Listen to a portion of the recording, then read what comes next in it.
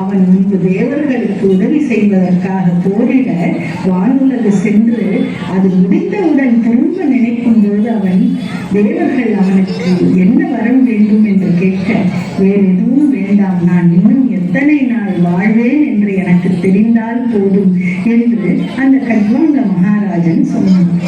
அவர்கள் சொன்னார்கள், நீ வாழ்வதற்கு இன்னும் 24 மணித்துளிகளே மீதம் இருக்கின்றன என்று.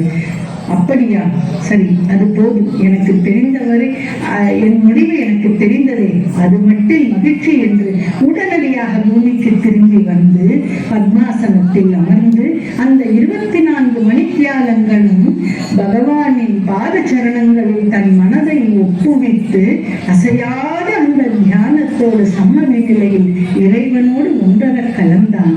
இந்த கதையை சுகபிரம்ம ரிஷி பரீட்சித்துக்கு சொல்லி, உனக்கு 7 நாட்கள் இருக்கிறது மகாராஜனே, அதனால் எங்கும் நிறைந்த அனைத்தும் உணர்ந்த சர்வவியாபியான ஒவ்வொரு ஜீவனுக்குள்ளும் அந்தர்யாமியாய் இருக்கக்கூடிய அந்த பரமாத்மாவை நினைப்பதும் பாடுவதும் அவன் நாமம் சொல்வதும் அவன் கதைகள் கேட்பதும் மரண தருவாயில் இருக்கும் ஒருவன் செய்ய வேண்டிய தலையாய கடமை என்று சொல்லி சுகபிரம்ம ரிஷி அவனுக்கு பகவானின் அத்தனை அவதாரங்களை பற்றிய கதைகளையும் விளக்க ஒவ்வொன்றாய் விளக்கத் தொடங்குகிறார்.